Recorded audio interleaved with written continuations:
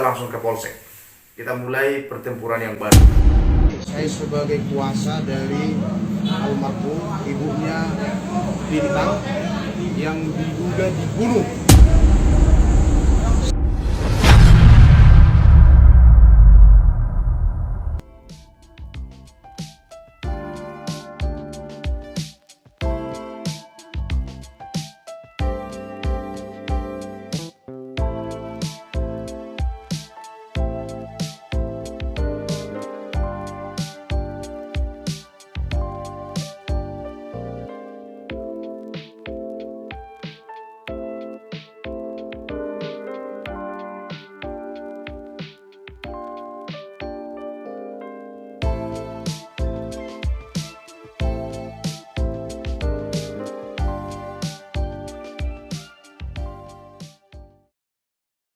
Sharing-sharing nih ya, mungkin ini kita membahas flashback lagi sedikit. Mungkin setahun yang lalu ini narasumbernya adalah seorang pengacara dan seorang ibu ya, seorang ibu yang sudah mempunyai 4 anak. Nah, satu anaknya ini ternyata mengalami musibah setahun lalu itu sebab menjadi korban penyerangan yang mengakibatkan nyawanya menghilang.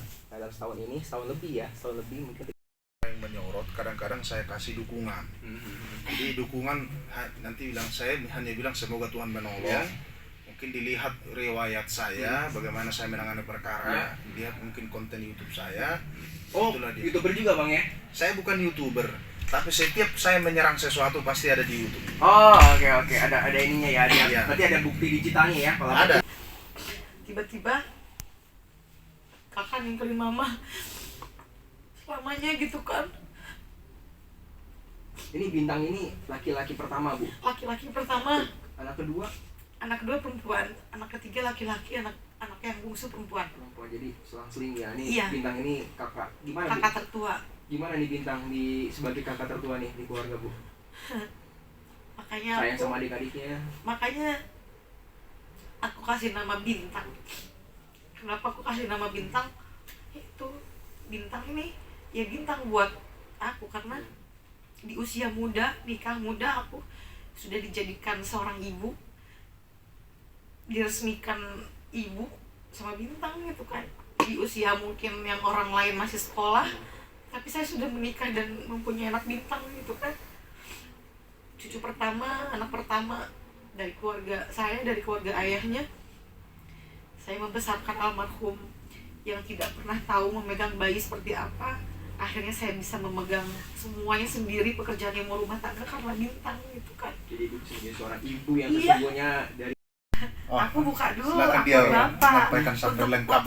untuk meyakinkan hati aku kalau bapak ini bukan orang jahat gitu.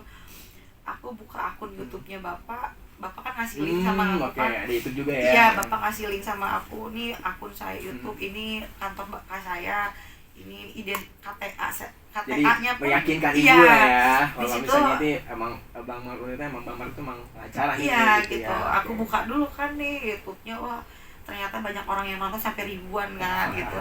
Alhamdulillah. Terus KTA-nya jelas gitu kan. Dari situ aku mau membuka diri ngobrol sama bapak. Malam itu sekitar jam 10 malam saya beres pengajian. Bapak pun katanya beres dari berdoanya. Aku sempat video call dulu karena untuk meyakinkan. Aku video call bapak, cerita sedikit, dan alhamdulillah hati aku Terbuka ya, mungkin ya akhirnya ini buat bisa sharing ya. tangan Tuhan mungkin melalui bapak, siapa aja yang memang ingin membantu ya alhamdulillah. Abang, kalah Bang? Iya, saya namanya Marlundu Luman Raja, resmi sudah menjadi kuasa hukum daripada keluarga almarhum Ibu Hani ini sejak tanggal 24 ya. Jadi tanggal 24 Mei resmi mendatangi kantor kita, dan saya berkomitmen melihat keadaan ini akan memberikan bantuan hukum secara cuma-cuma dan gratis. Semuanya saya dasarkan kepada atas kemanusiaan yang begitu mengerikan kepada sebetulnya keluarga korban ini. Bu Hani ya. Ya. Selamat datang Bang. Bung Marni ya. Bung Mar, kenapa akhirnya tertarik nih sama kasusnya Ibu Hani nih? cuma dari komentar aja gitu. Iya, jadi tadi kan dia sampaikan, dia sudah, makanya waktu akan ada begini pertemuan, saya sampaikan aja yang original.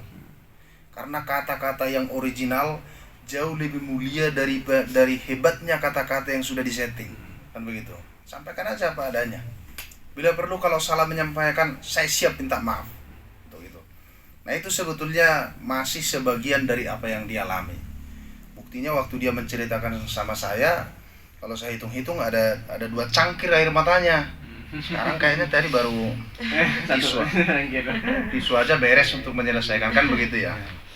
Ini saking emosionalnya Bang ya. Ya, jadi mungkin adalah hal-hal yang tidak wajar.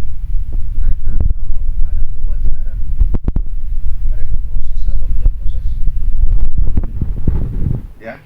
Tapi sekarang saya sama sekali tidak percaya kata-kata mereka. Karena 1 tahun 3 bulan cukup untuk membatalkan itu. Apapun dia bilang. Saya minta hadirkan CCTV, saya mau lihat. Karena ini kan udah 1,3 bulan kan. Lalu mulai diputar. Kamu sudah periksa ini, saya bilang. Ke IT-nya. Mereka bilang belum. Pindah lagi ke CCTV lain, lalu kelihatan gerombolan itu yang ada bawa parang, bawa apa. Kamu udah periksa ini? Belum. Periksa maksudnya diidentifikasi maksudnya. Diidentifikasi dong. Nah, kamu udah periksa ini belum? Terus kamu ngapain? Itu belum, jawabannya belum Bang. Belum. Nah, itu yang membuat saya, kalau benar itu sudah, justru kalau dibilang sudah, saya ingin bertemu dulu dengan saksinya. Kan begitu ya. Nah, yang kedua, lalu sampai sekarang, kalaulah alasan mereka katanya tidak menemukan, ini dilakukan di jalan raya loh. Begitu mudahnya sebetulnya mereka, siapa yang ada di jalan raya itu, sampai masyarakat aja ada di situ. Dan itu jam berapa sih kejadian Bang? Jam 10 malam ya. Perkiraan Masih ramai ya. masih sangat ramai. Itu, Bang. Jadi bayangkan mereka itu melakukan kejahatan itu di banyak lampu merah begitu, berhenti di sorot CCTV. Lalu mulailah ada saling lari, yang ada yang segala macam. Ini kan harus dipanggil. Dan itu tidak Bang. Persoalannya yang kan batas kewajaran itu dari yang masuk akal. Menurut saya dipanggil tapi ada sesuatu. Kalaulah contoh saya menduga banyak nih ya. Kami udah mulai dapat informasi. Ya, sampai informasi ini saya tanya sama dia kemarin. Kalau Bapak merasa ragu, tidak sampai sekarang belum menemukan, keluarkan sekarang DPO, besok pasti saya sembuhkan. Tapi dia nggak mau kan? Ya kan? Alasannya apa Bang? Nggak tahu saya apa alasannya. Nanti akan dibicarakan. Kenapa mesti nanti? Ini kan sudah 1 tahun 3 bulan. Kenapa nanti ini tidak dilaksanakan waktu sebulan yang kejadian? Nah, sehingga ada 1.000 nanti, ada 1.000.000 nanti yang alasan gitu Bang ya. Nah, itu kan masalah ya. Dengan saya itu pasti masalah. Kita nggak bisa periksa. Nah, setelah itu saya tanya, siapa yang membawa dia dari rumah sakit? Sampai saya tanya, itu anehnya Bang, siapa yang membersihkan tubuhnya? Kenapa waktu bertemu dengan ibu ini dia sudah bersih sekali? Tidak lagi menemukan darah. Darah itu di mana? Bajunya di mana? Celananya di mana semua? Itu barang-barang nggak ada Bang.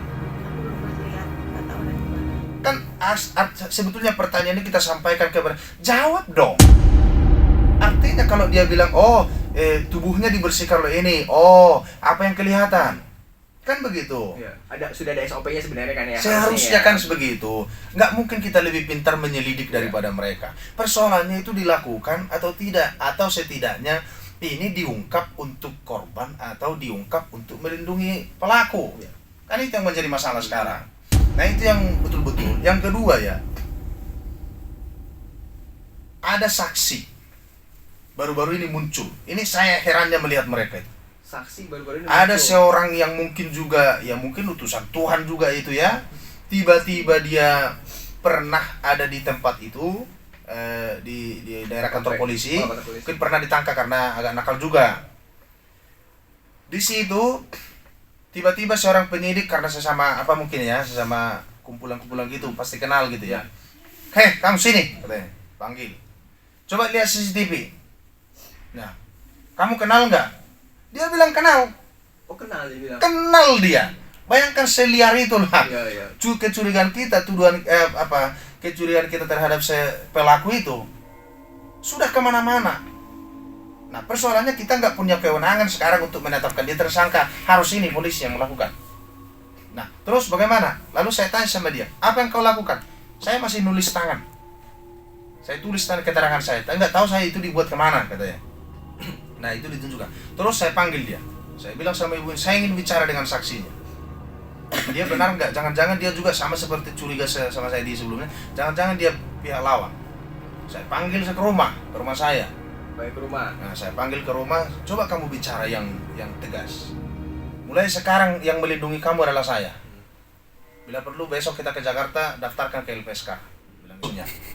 Wajar Bang marah itu. Ya saya harus marah lah. Masa terus dia bilang sama saya, sempat pulang ngewek, apa seperti ngeyel ya. Saya sempat mau saya tanganya apa tidak? Saya pikir begini. Masa kamu disuruh nyari identitas pelaku? Katanya bang, katanya membantu. Kenapa mereka mesti dibantu? Kalau mereka kurang kuat, saya serukanlah waktu itu dari Polsek.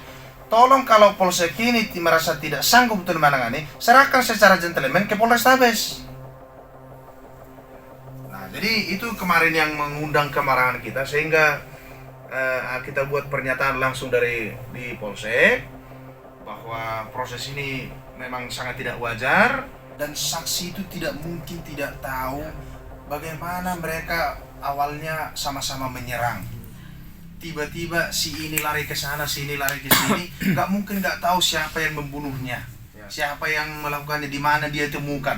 Orang sama-sama, anggaplah ada yang menyerang kita di sini, pastilah kita semua tahu siapa yang menyerang. Itu sudah kami persiapkan, ya. Dan beberapa saksi yang karena sering mengalami seperti ibu ini sering mengalami, saksi utama sekarang kan jadi seperti dia ya, karena ada megang HP-nya segala macam. Nah, justru saya akan mintakan perlindungan ke LPSK karena saya nggak bisa menjamin itu. Demikian bang. Jadi mohon Tribun mendukung kita dengan benar-benar di perkara supaya bisa selesai, tembus sampai kepada Kapolri, khususnya di Hari Pancasila ini.